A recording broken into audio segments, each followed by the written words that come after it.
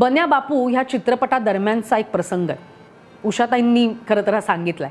बन्या बापू पिक्चरच्या शूटिंगचा पहिलाच दिवस होता.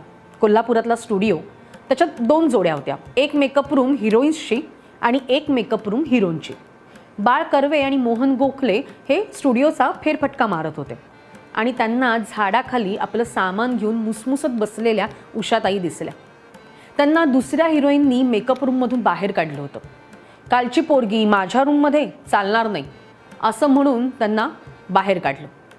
त्यानंतर त्या म्हणाल्या की मोहननी त्या क्षणी माझी बॅग उचलून त्यांच्या रूममध्ये नेली आणि मला म्हणाले, तू इथे कर तुझा मेकअप वगैरे काय ते, तुला कॉस्ट्यूम चेंज करायचा असेल तर तेव्हा आम्ही बाहेर जात जाऊ.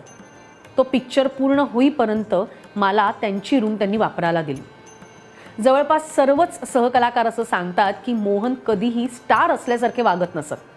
श्रीमान श्रीमती या मालिकेत दिलीप प्रभावळकर आणि आशीर्वादच्या टीमसोबत ते जेवताना लोकांनी एकदा त्यांना विचारलं होतं की तुम्ही एवढे मोठे कलाकार आहात आणि साधं जेवण. त्याच्यावर ते म्हणाले, कलाकार मोठा नाही, भूमिका मोठी असते. तेव्हाचे दौरे मोठे आणि बाकीच्या सोयी म्हणजे नावालाच. गावातलं सगळ्यात कळकट्ट गैरसोयींनी भरलेलं लॉज असायचं.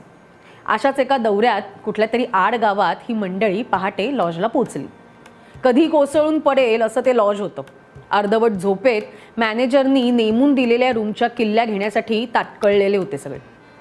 मोहन एक किल्ली उचलून भरभर जिना चढून वर गेले आणि वरून जोरात वेटरला हाका मारून म्हणाले, अरे इथला AC TV रिमोट दे बघू आणि कार्पेट ओलं झालंय ते बदल जरा. मग बायकांमध्ये जो काही खडबडाट झाला, सगळ्यांनाच असं वाटायला लागलं की त्याला मात्र सुपर डिलक्स दिलंय. खूप गदारोळ झाला.